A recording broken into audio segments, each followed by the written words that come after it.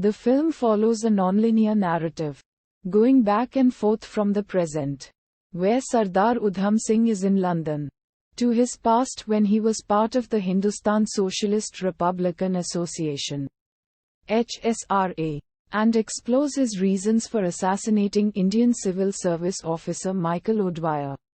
Udham, known as Sher Singh, is released from prison at Punjab in British India. He is constantly being watched by the colonial authorities. He leaves India and goes to USSR during what appears to be winter. From there he makes his way to London by ship. Even though the British authorities are on the lookout for him, he successfully evades them and lives in London, making a living as a salesman and then a welder. He is shown in front of Caxton Hall, making his way inside where O'Dwyer is giving a speech on his time as Lt. Governor of Punjab and how he had suppressed a major uprising. Udham makes his way to O'Dwyer and shoots him, and is arrested. Udharan Chinne. Udham is appointed a lawyer who slowly gets Udham to tell his backstory. Udham is brought to court and in spite of a good lawyer, the judges sentence him to death.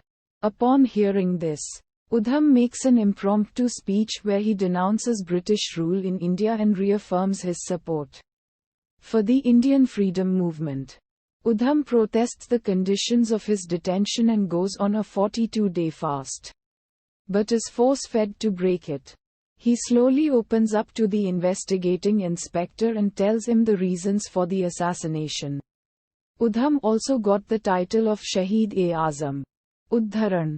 In 1919, Udham is a young adult working in a textile mill near Amritsar, with a girlfriend who is mute.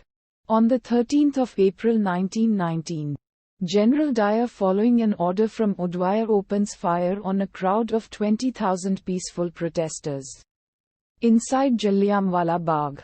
Udham is sleeping unaware of the massacre, until his friend wakes him up, mortally wounded and bleeding profusely. He hears about the massacre and rushes to the grounds to help.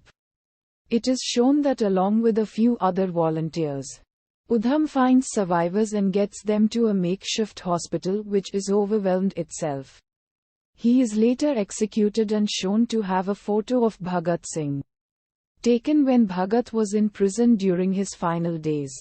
After the independence of India, Udham's ashes are brought to India upon the request of Punjab Chief Minister Giani Zail Singh and were immersed in Sutlej River.